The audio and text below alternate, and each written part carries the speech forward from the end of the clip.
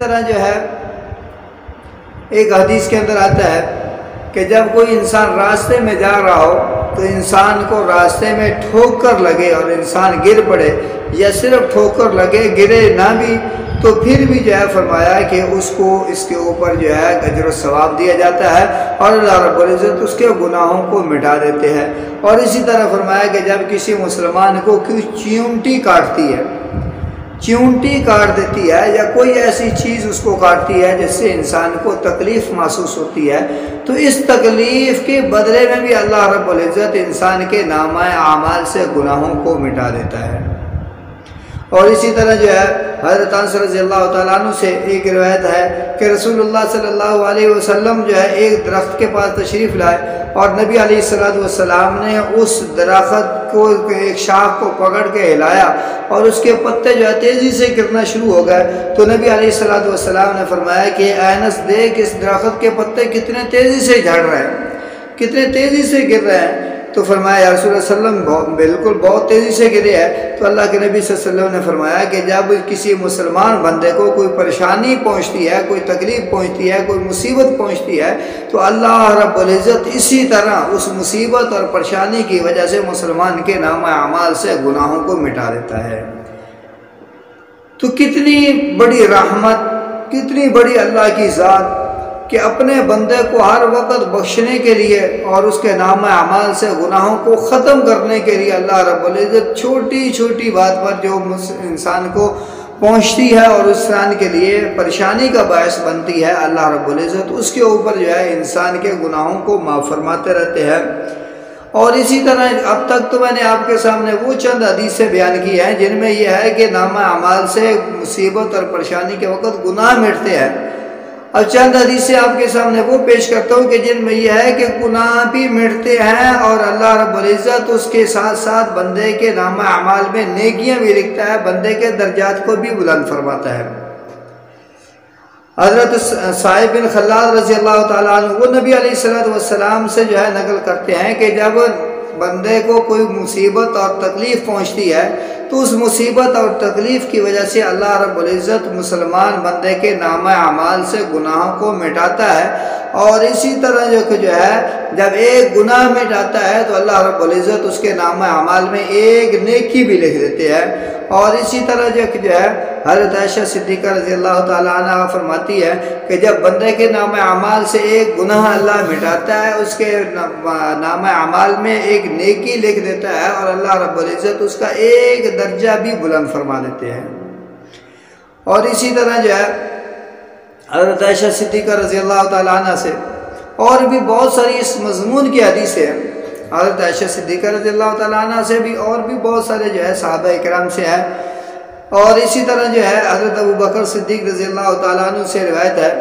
کہ مسلمان کو ہر چیز کا اجر دیا جاتا ہے، یہاں تک کہ بیمار انسان ہو جائے، بیماری میں اس کو اجر و ثواب بھی ملتا ہے، اس کے گناہ بھی معاف ہوتے ہیں اور اس کے درجات بھی اللہ رب العزت بلند فرماتے ہیں۔ اور اسی طرح فرمایا ہے کہ جو تسمہ ہوتا ہے نا، جوتے کا تسمہ،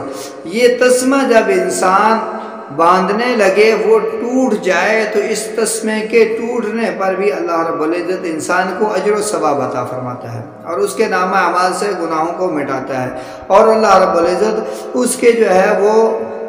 درجات کو بھی جو ہے اللہ رب العزت بلند فرماتے ہیں۔ اور باقی جو ہے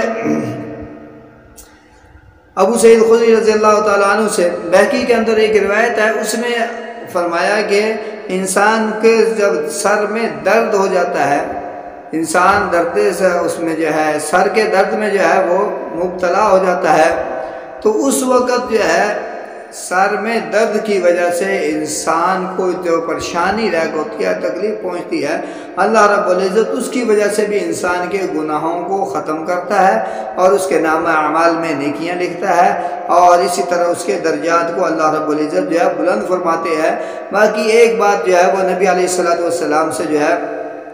ابن ابی شیبہ میں جو ہے سعد بن ابی وقاص رضی اللہ تعالیٰ عنہ کے سے جو ہے وہ روایت ہے،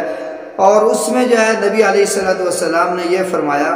کہ صحابہ نے جو ہے سوال کیا کہ یا رسول اللہ صلی اللہ علیہ وسلم بندے کی آزمائش کیسے ہوتی ہے؟ تو نبی علیہ السلام نے فرمایا کہ بندے کی آزمائش اس کے مرتبے کے مطابق ہوتی ہے۔ سب سے زیادہ آزمائش جو ہے وہ اللہ رب العزت کے نبیوں پر اور رسولوں پر اور اللہ کے پیغمبروں پر سب سے بڑی آزمائش آئی، پھر اس کے بعد ان لوگوں پر بڑی آزمائش آئی جو نبی علیہ السلام کے ساتھ جڑے ہوئے تھے، یعنی نبی صلی اللہ علیہ وسلم کے صحابہ ہیں، ان کے اوپر نبیوں کے بعد بڑی آزمائش آئی۔ اس کے بعد پھر ان کے ساتھ جو جڑے ہوئے لوگ ہیں، تو مطلب یہ ہے کہ جتنا کوئی اللہ کے قریب زیادہ ہوگا اتنی ہی اس کی آزمائش بھی زیادہ ہوگی۔ تو اس لیے میرے بھائیوں، ہمیں اس بات کے اوپر جو ہے زیادہ پریشان ہونے کی ضرورت نہیں ہے کہ ہمیں جو ہے کبھی مشکل آ جاتی ہے، کبھی مصیبت آ جاتی ہے، کبھی پریشان ہو جاتے ہیں، تو جہاں پر جو ہے وہ اس مصیبت اور پریشانی کے اوپر صبر کرنا ہے اور صبر کے اوپر اللہ رب العزت نے ہمیں اجر عطا کرنا ہے۔ تو یہ بات ہمارے ذہن میں ہونی چاہیے کہ یہ جو ہمارے اوپر مصیبت آئی ہے، یہ پریشانی کا باعث بھی اگرچہ ہے، لیکن یہ ہمارے نامہ اعمال سے گناہوں کو مٹانے کا سبب بھی بن رہی ہے اور ہمارے نامہ اعمال میں مفت میں نیکیاں ڈلوانے کا سبب بھی بن رہی ہے، اور اسی طرح ہمارے جو ہے درجات کی بلندی کا سبب بھی یہ مصیبت بن رہی ہے۔ تو اس لیے جو ہے اس حساب سے جو ہے انسان کو چلنا چاہیے۔ یہ نہیں کہ انسان کے اوپر مصیبت آئے، مشکل آئے تو انسان جو ہے رونا شروع کر دے، پیٹنا شروع کر دے، واویلا کرنا جو ہے نا وہ شروع کر دے، تو یہ اس طرح انسان کو نہیں کرنا۔ کتنی اللہ رب العزت کی ذات غفور الرحیم ذات ہے، بندے کو پتہ بھی نہیں چل رہا کہ بندے کے نامہ اعمال سے اللہ خود گناہوں کو مٹاتا جا رہا ہے۔ کبھی کوئی چھوٹی سی نیکی کا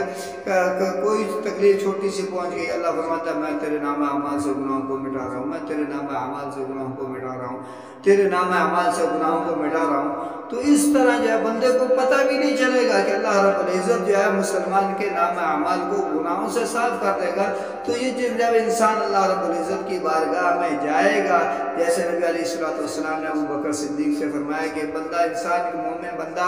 جب اللہ رب العزت کی بارگاہ میں پہنچے گا تو ان چھوٹی چھوٹی مصیبتوں، مشکلات اور پریشانیوں کی وجہ سے اللہ رب العزت اس کے نامہ اعمال کے اندر سے گناہوں کو بالکل ختم کر چکا ہوگا، اور یہ بغیر گناہوں کے اللہ رب العزت کی بارگاہ میں پہنچ جائے گا۔ تو دعا کرو اللہ رب العزت مشکل اور مصیبت پر ہمیں صبر کرنے کی اور اللہ رب العزت سے اجر پانے کی توفیق عطا